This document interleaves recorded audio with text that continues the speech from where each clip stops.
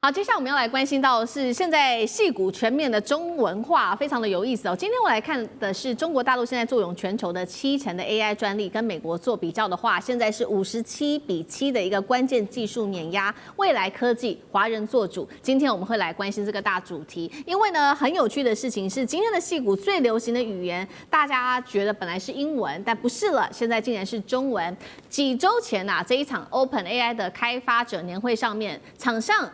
300多人当中，左边一半，大家那时候看到满满都是华人，而且呢都在讲中文，所以大家就在看说，当中国学者还在研究这个英文论文的时候，矽谷工程师他们忙着学什么？学中文呐。那包括了不管 Meta、Google 或者是 NVIDIA 的 AI 核心团队里面，说中文已经变成了一个全新的一个趋势。开会的时候他们确实还是会说英文，但是私底下会散会的时候，大家说呢，全部都在讲中文，是全球 AI 实验室的一个常态了。黄仁勋自己也公开承认说，全球 AI 的研究者有一半都是华人，华人正在主宰未来的科技发展。我们来看到一些实际数据，也就是大陆跟美国在 AI 专利上面的一些核心比较。全球70%AI 专利来自中国，中国拥有75%清洁能源技术专利，40%的生命科学、生物技术领域专利都在大陆手里。全球超过2/3电动车、4/5太阳能，甚至是电池等等的这一些动力机械，也都是来自于中国。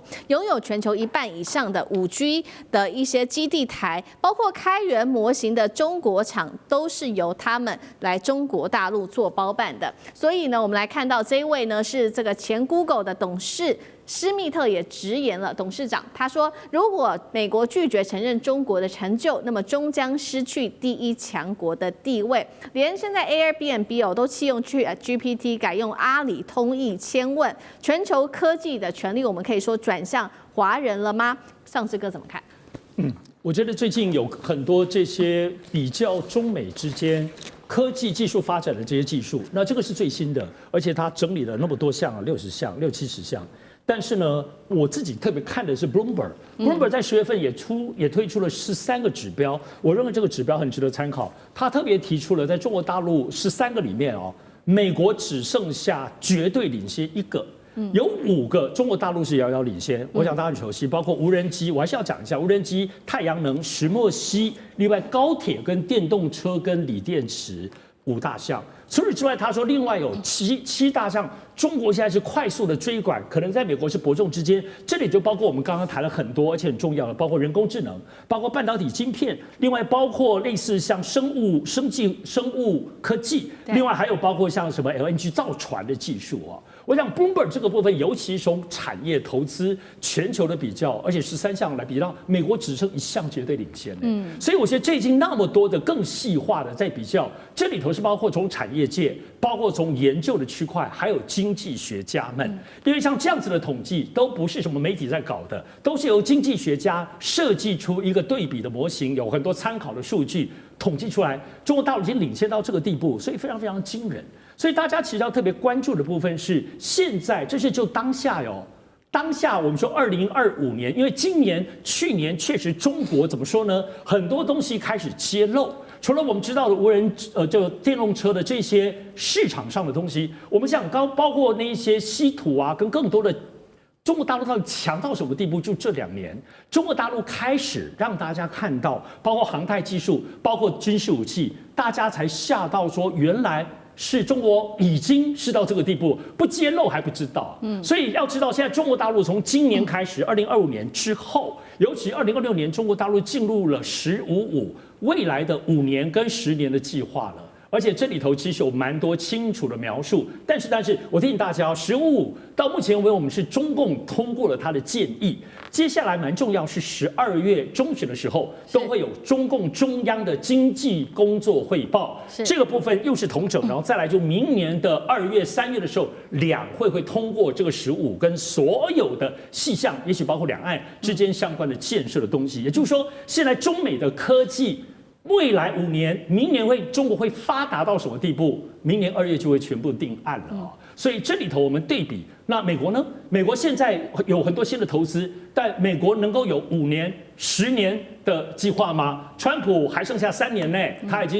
他选上已经只剩1年了，还剩下3年，所以这些非常浩瀚的美国想要追上的计划，面对现在中国大陆继续叠加，我们刚刚讲已经13样，只剩1项，美国绝对领先，你以为中国就坐在那边龟兔赛跑等你吗？中国是更新的技术不断的叠加上去，而且它是跨领域的，无人机 AI 技术会用到高铁，用到别的，跨来跨去，跟美国 AI 就是做 AI， 晶片就是做晶片，分离的产业的发展又不一样，所以中国科技的强悍的进步，在接下来对美国产生的压力很难以想象。是，那美国会不会失去这个超级强国的地位？等一下请干哥来带我们看。另一方面，我们看到另外是来自于澳洲战略政策研究所的最新报告，他特别提到是说这20年间是最关键的，因为他认为说美中科技的霸权已经彻底的翻转了。20年前，当时美国64项的专利当中，他就拿下60项，那到了2023年，大陆则是反超了57项，美国竟然只剩7项，干哥又怎么看？好，那你看到澳洲战略政策研究所他所引用的大部分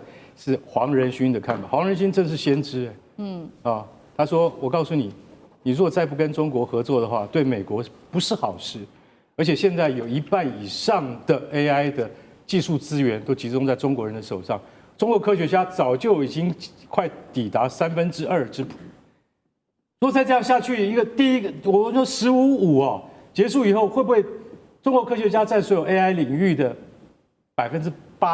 80%以上？我觉得这已经不用看了，因为他已经晓得，NVIDIA 站在世界的前端，他已经看到了。所以你现在在矽谷，你一看到 NVIDIA Google 或者 Meta， 你都可以看到，都开一场会，但是这个笑话，开一场会300个这个专家在开会，这么多人，有各种人都有，结果你会发现，怎么1半以上都是黄面孔，然后开会的时候，每一个人都要讲英文啊，对不对？然后大家讲的头头是道。结果上会看酒会的时候，喝鸡尾酒的时候，就全部都开始讲中文。奇怪，怎么大家都讲中文？老外在旁边就似懂非懂，对不对？你们还要 translate 一下，还要翻译给我听一下，你们这些中国科学家到底在讲什么？好，那是一个现象，中国人碰到中国人就会讲中文，对，那没办法，那是一种习惯，但并不是说他不想让人家去听，不是这个意思，而是说它是一股势力。好。这股势力引燃而成，为什么引燃而成？大家还记得 Meta 有个超级智慧实验室吗？刚开始44个人，谁来带？清华大学毕业的赵成家，还有另外一个是谁？首席科学家，那就是研究的负责人叫做宋阳，他们都是清华出来的人。当初这44个人只有十几个是中国人，现在已经100多人了，全都是中国人。你就晓得说那没办法，我跟你讲为什么？因为中国人勤勉、上进，而且往前冲，这个就是说，你今天会遭遇到这样的问题，并不是说美国不强了，还是说美国不认真，而是说中国人的认真就是说，不是在你的逻辑范围之内可以去思考。刚上次讲的非常清楚，很多种面向跟行业，其实我说句实在话我们提到说1896年在李鸿章第一次梳着辫子抵达纽约港的时候，大家看到纽约帝国大厦跟一大堆高楼，他就想，这是哪一个世界？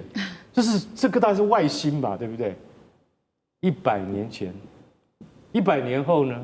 你要看高楼吗？你到宁波看就可以了，你不用到北京去看。然后呢，还有各种高铁，还有各种你就说什么3折机的手机。这些美国人都没看过，而且美国人要什么时候他才能够追得上来？施密特，Google 前董事长，他讲得非常好。